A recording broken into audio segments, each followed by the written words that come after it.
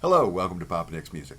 I am, as always, your host, Papa Nick Lewis, and this week we are putting head number 4 up on our Mount Rushmore of Songwriters. By way of quick recap, in case you're fresh to the series, when I say my Mount Rushmore of Songwriters, I'm not necessarily saying that these are my 4 favorite songwriters. They are among my favorites, and if I'm making my list of my all-time favorite songwriters, these 4 heads are going to be somewhere on that list.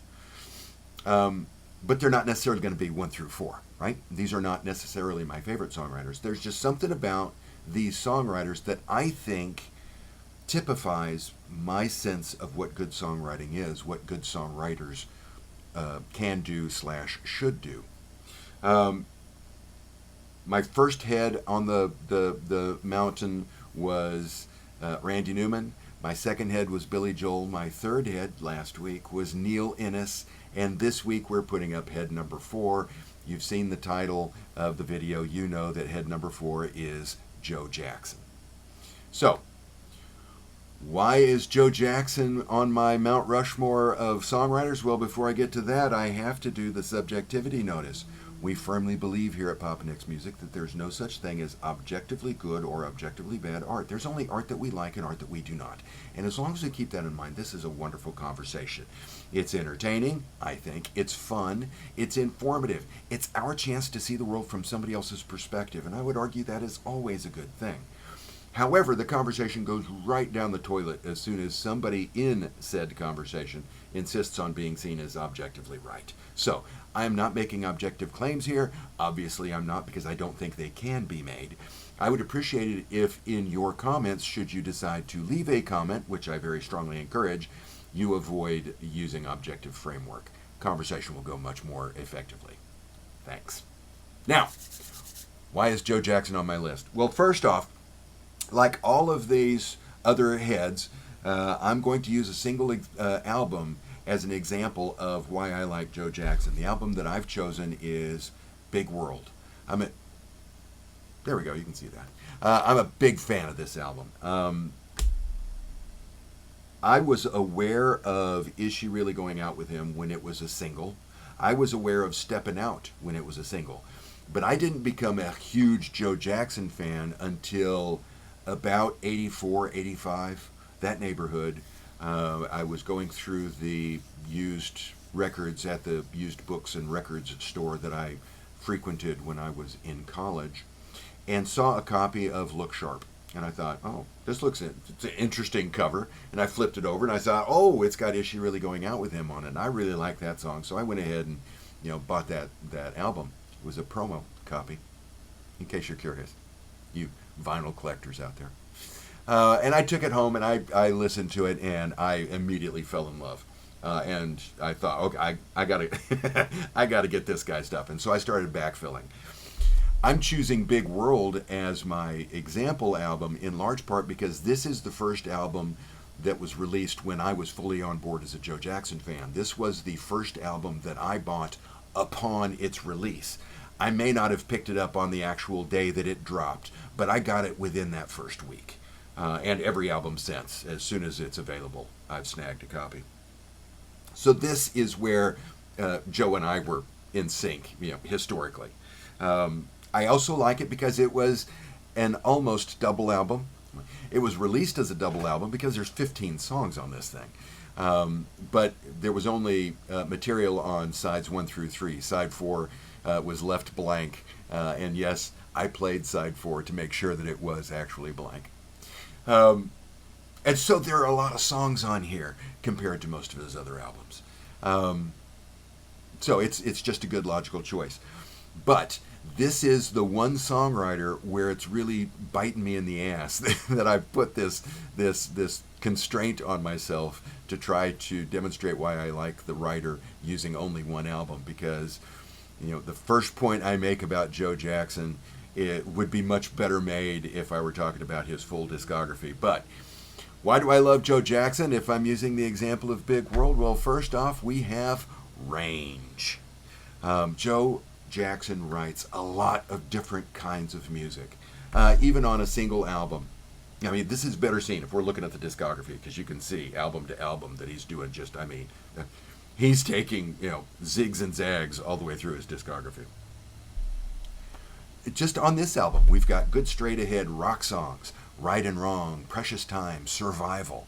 We've got pop songs, Wild West, Tonight and Forever, Hometown. We've got a couple of songs that have a bit of a swing to them. $50 Love Affair, We Can't Live Together. So, regardless of what kind of music you like, chances are good there's going to be a song on here that you can listen to, that you can enjoy. The man has range. I also love Joe Jackson because the man has a very sharp sense of humor that he is usually using for satirical purposes. We have a sense of humor runs throughout this thing. One of my favorite lines on the album is from the title track, It's a Big World. The idea of the song is that it's a big world because there's so much to do. There's so many experiences that you can have. And he's focusing on food for the most part. If we include psychedelic mushrooms and a pipe as food. But it's still, the bulk of it is about food. And he's talking about being in a Japanese restaurant in Kyoto and looking down at his plate and, quote, there's an eyeball staring at me and I know I've met my match. I like that. It's a nice, funny little detail. But he also has entire songs that are satirical in intent. Sometimes that satire is blunt. It is a sledgehammer. And we've got that on this album in his song, The Jet Set, which is satirizing American tourists abroad. I'm at this wonderful scene, and it's made even more wonderful because there's a McDonald's right there, and I can pick up a Big Mac while I'm here. It's that kind of thing. The refrain that goes throughout the song is, "Can you say it in English?" I love it. It's a great song. When I first heard it, when the album was first released back in '86, I'm fairly certain it's '80. There's a crawl down here if I'm way off. I was a little bit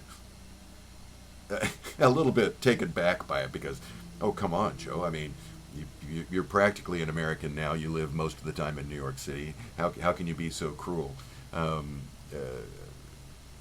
The older I've gotten and the more frustrated I've become with my fellow countrymen, the funnier I think the Jet Set is. But if we're talking razor sharp satire, we are talking the opening track on the album, Wild West. The whole song is sharp. It is satirizing the American experience. The history of America is the history of westward expansion, right? We settled initially on the East Coast and worked our way across. When we finally hit the Pacific Coast, oh, I guess we're done. No, there's Hawaii out there, so we kept going, right? For many Americans, this is a source of pride. This is oh, we tamed the frontier. We found this land, this virgin land, and we were able to make it our own. We don't think in terms of we found this land that was already populated, so we killed everybody and then made it our own, right? We don't like to think about that. We see the romance of it. We don't see the negative effect of it. But that negative effect is there. And in one of the things that I really like about Wild West is when Joe Jackson is talking about the damage that Western expansion has done, he's not talking about the damage that it's done to the environment, the damage that it's done to the indigenous people. He's talking about the damage it has done to us. And here I'm going to have to read because I'm not going to trust myself to quote the whole verse. You hear guns in the night and you hope they're not for you. This is the last verse, by the way. You hear guns in the night and you hope they're not for you, 'cause a dog eats a dog, then he eats his master too. In the land of the free and the not so often brave, there's both love and money. Now choose which you will save. He's talking about the damage that this westward expansion has done, but it's not the damage to the environment. It's not the damage to the indigenous people. It's the damage to our own soul, the damage to our own spirit, the damage to our own character. And it is a fantastic song. Wonderful use of satire here. Love Wild West. Um, Thirdly, finally, one of the things I love about Joe Jackson is that his music is almost always. The only reason I'm not saying always is that I haven't actually gone through every single album and looked at every single track to make sure that every single time it is true. But it's almost one of the dominant impressions I have of Joe Jackson's music is its emotional content. He writes very emotional music, and he projects that emotion very clearly, which I very much admire. On Big World, we've got the snark of Jet Set that I've already talked about, but we also have Anger.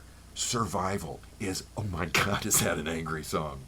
We have Hometown, which is very sweet nostalgia. The whole point of the song is a man who's thinking about his hometown, who's thinking about his past, and how much he loves it, and how much he values it, even as he knows if he goes back it won't be the same, right? And that has that a duality to it. If he goes back it won't be as he remembered it, but there's also a sense of if he goes back he will be forced to confront the fact that his memory is the thing that's fault. It's not that the hometown has changed, it's that he's changed, and in his own change he's adapting his memories. It's a wonderful song. It's a very sweet song. It makes me happy every time I listen to it. But if we are talking about emotional content in songs on Big World, we are talking about the song that opened up side 2 on the original pressing, Shanghai Sky. I adore this song. It's a short song, particularly lyrically. I mean, there's a musical interlude at the beginning, then we get the lyric, and then there's a little musical interlude at the end. But the lyric of the song essentially is, it's strange how the world got so small. I looked around and there was nowhere left to go. So sad, the dream always dies. Each new arrival closes places in my mind. Right? So I've lived enough of a life. I've been fortunate enough to be able to travel so much that I realize now that I've been everywhere. So there's nowhere else for me to go. I'm not going to experience the thrill of going to a new place again because I've been everywhere. But by the river in Shanghai, the color of the sky is something I've never seen. After a summer rain, children laugh, curious and kind, and the world is big again. And that line at the end, the world is big. I mean, I'm doing it right now, just thinking about the words. Every time I hear that, that makes me cry. That moment of recognizing that, okay, yeah, I've checked all these things off of my checklist. But here, as I experience something and I realize there is depth here in this moment that I wasn't aware of, which means I can just wipe all those checks off and I can go through them again. Because there's always something new. There's always something new. There's always something better. The world is big again. God, I love that song. Such a wonderful song. He writes these wonderfully emotional songs. Partly the music, partly the lyrics, often the intertwining, but still, very few songwriters will make me feel the way Joe Jackson does. And I love his music because of that. And because we aren't talking about discography, I can't even mention probably the thing I admire the most about the man, which is how willing he is as a songwriter and a performer to completely change directions in terms of his career. This is a man who recorded back to back, both the angriest album I've ever heard in my life, Beat Crazy, and B, one of the happiest albums I've ever heard in my life, Joe Jackson's Jumpin' Jive. I mean, he's always doing something different. Sometimes that's in the music that he's writing. Often it's in the recording of the music or the composition of the musicians that he's working with. This album, for example, was recorded live. mixed live, recorded directly to a two-track recorder, then mastered and released. There weren't any overdubs. There's no processing after the fact. They recorded it live in front of an audience that they encouraged to be as quiet as possible so that they could have the clearest possible recording. Nobody is doing that. Nobody was doing that before. Nobody's doing it after. I mean, he's always doing something different. He's always changing up his recording techniques. He's changing up his musical style. He's doing something different, which I greatly admire. But hey, if we opened up the discography, in addition to these songs I've been talking about, we could also be talking about songs like A Slow Song, Be My Number 2, My House off Laughter and Lust, which I think is a fantastic example of very tight lyric writing and the relationship between lyric and music. Oh man, one of these days I'm going to do a video just about My House because it's such a brilliant song. If we were opening up to the entire discography, we could talk about possibly, contender for best song he ever wrote from Night Music, the man who wrote Danny Boy.